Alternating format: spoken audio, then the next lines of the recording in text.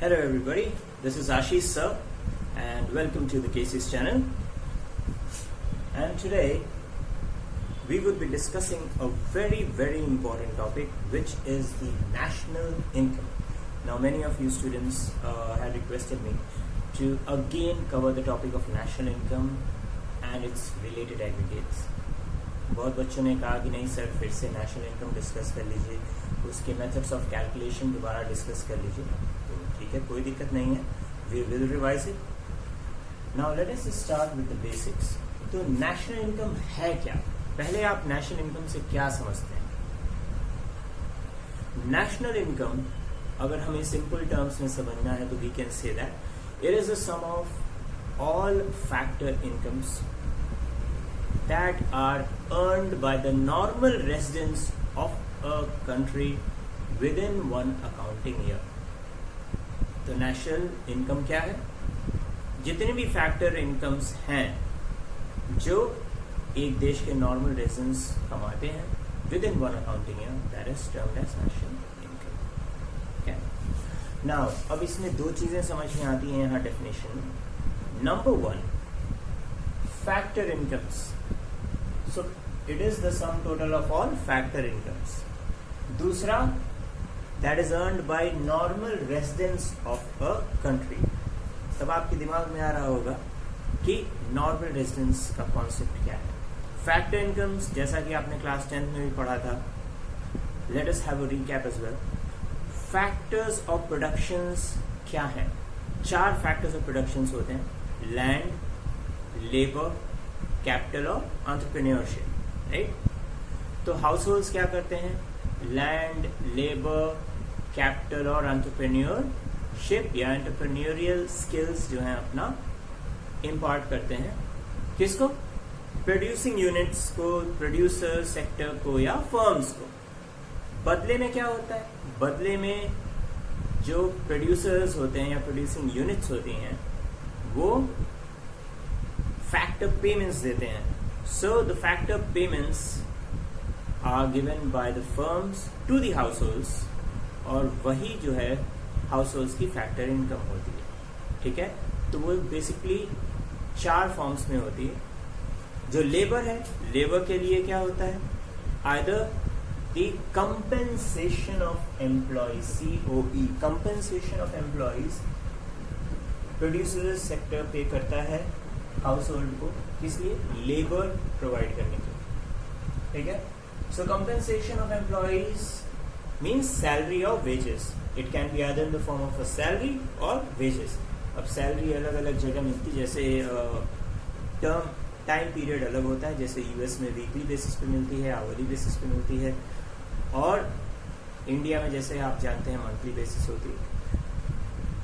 Wages में ये ध्यान रखना है कि वेजेस जो हैं डेली बेसिस पे किए जाते हैं. Wages are paid on a daily basis. अब रेंट की बात आ गई. सो हाउस होल्ड सेक्टर जो अपना लैंड प्रोवाइड करते हैं प्रोड्यूसिंग यूनिट्स को लीज पे. So the producer in turn what do they do? They make the factor payment for leasing the land in form of rent. उसी तरह से अगर हाउस होल्ड जो कैपिटल इन्वेस्ट करते हैं, जैसे शेयर्स में, ठीक है, डिबेंचर्स में जो इन्वेस्ट किया, तो उसके बदले क्या है? प्रोड्यूसर सेक्टर या फर्म्स जो है इंटरेस्ट पे करती हैं हाउस होल्ड को. And then profit. Finally profit is reward for entrepreneur skills. तो जो अपने एंटरप्रेन्योरियल स्किल्स जो हैं प्रोवाइड करते हैं हाउस होल्ड प्रोड्यूसिंग यूनिट्स को, उसके लिए in return क्या होता है? For entrepreneurship the return is in the form of profit. तो ये 4 फैक्टर इनकम्स हैं. It is in the form of compensation. आप फैक्टर पेमेंट्स बोल लीजिए या फैक्टर इनकम्स बोल लीजिए. फैक्टर पेमेंट्स प्रोड्यूसिंग यूनिट्स के लिए है और फैक्टर इनकम्स जो है हाउस होल्ड्स के लिए. ठीक है? Compensation of employees, rent, interest and profit, ये 4 हैं फैक्टर इनकम्स. ये 4 तरह के होते हैं. And the sum total of all these 4 which is earned by normal residents of a country in one accounting year, उसको हम नेशनल इनकम. अब नॉर्मल रेसिडेंट्स कौन है? क्या ये सिटीजन्स हैं? नहीं. citizen of a country is different from somebody who is normally resident. Normal resident होने के लिए या for a person to be normally resident, there are two conditions that have to be fulfilled. What are those two conditions?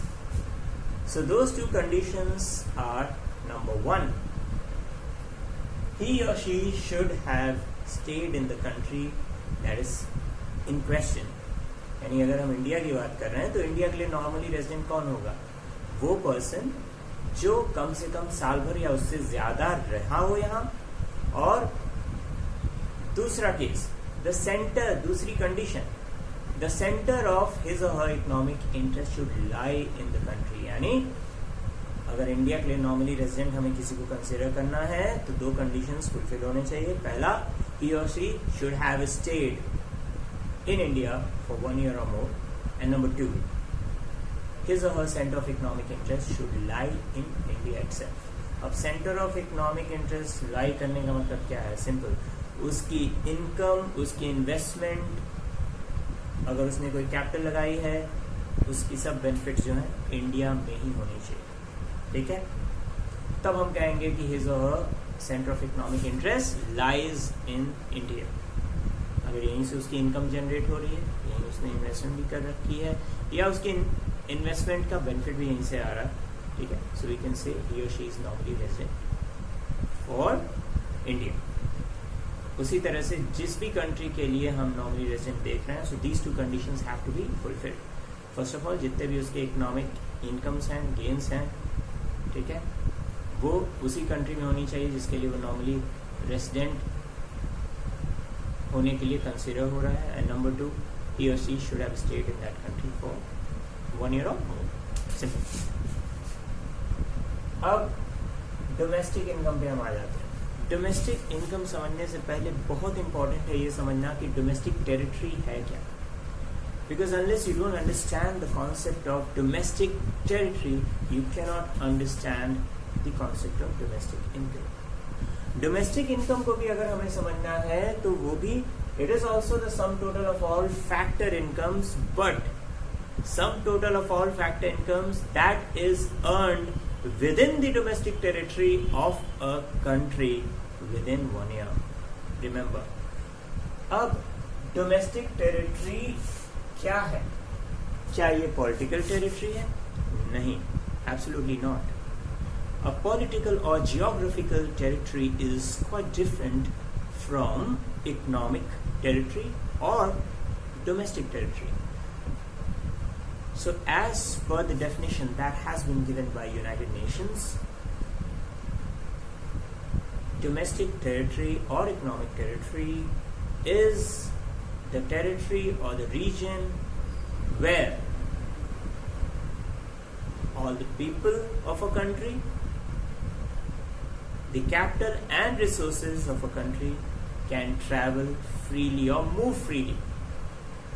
तो domestic territory, किसी भी देश की domestic territory वो एरिया है जहाँ पे वहाँ के लोग, वहाँ का कैपिटल या रिसोर्सेज फ्रीली मूव कर सकें. अब जैसे इंडियन ओशन की उस हिस्से में बात करिए जहाँ पे हमें हमारे मछुआरे फिशिंग करते हैं, ठीक है, जहाँ फ्रीली हमारे वेसल्स या शिप्स मूव करते हैं, क्या वो इंडिया की डोमेस्टिक टेरिटरी है? यस, वो हमारी डोमेस्टिक टेरिटरी है, चाहे वो हमारे ज्योग्राफिकल बाउंड्री में हो चाहे ना हो. ठीक है, उसी तरह से फॉरेन कंट्रीज की एम्बेसी जो इंडिया में है, भले ही हमारे ज्योग्राफिकल रीजन में है, फॉर एग्जाम्पल चाहे यूके की एम्बेसी हो, यूएस की एम्बेसी हो, रशिया की एम्बेसी हो, लेकिन क्या हम फ्रीली मूव कर सकते हैं रशियन एम्बेसी में? या जो यूके एम्बेसी है दिल्ली में, क्या हम वहां फ्रीली मूव कर सकते हैं? नहीं. So it is not included in the domestic territory of India, but it will be included in domestic territory of Russia, क्योंकि रशियंस फ्रीली वहां मूव कर सकते हैं. उसी तरह हमारी जो एम्बेसीज हैं, Indian embassies which are located abroad, they can be in Netherlands, they can be in UAE, they can be in US, they can be in Japan, any country. जो इंडियन एम्बेसी है हमारी दूसरे देशों में जो located है वहां हमारे लोग फ्रीली मूव कर सकते हैं. That comes under the domestic territory of India. ठीक है. So domestic territory I am sure अब क्लियर हो गया होगा. वो टेरिटरी है जहां पे किसी कंट्री के लोग कैपिटल या रिसोर्सेज फ्रीली मूव कर सकते. ठीक है. ऑलराइट. नाउ छोटा सा फॉर्मूला है. नेशनल इनकम और डोमेस्टिक इनकम में फर्क क्या है. लोग जानना चाहते हैं कि नेशनल इनकम और डोमेस्टिक इनकम में मेजर डिफरेंस क्या है. सो इसका एक मेजर डिफरेंस ये है कि नेशनल इनकम को हम डिनोट कैसे करते हैं. How do we denote it. Net national product at factor cost. ठीक है. National income is also known as net national product at factor cost is equal to net domestic product at factor cost, जो कि domestic income है. Domestic income को हम net domestic product at factor cost भी कहते हैं, plus NFIA net factor income from abroad. अब हमने नेशनल इनकम समझ लिया, डोमेस्टिक इनकम समझ लिया, net factor income from abroad या टू अब्रॉड क्या है.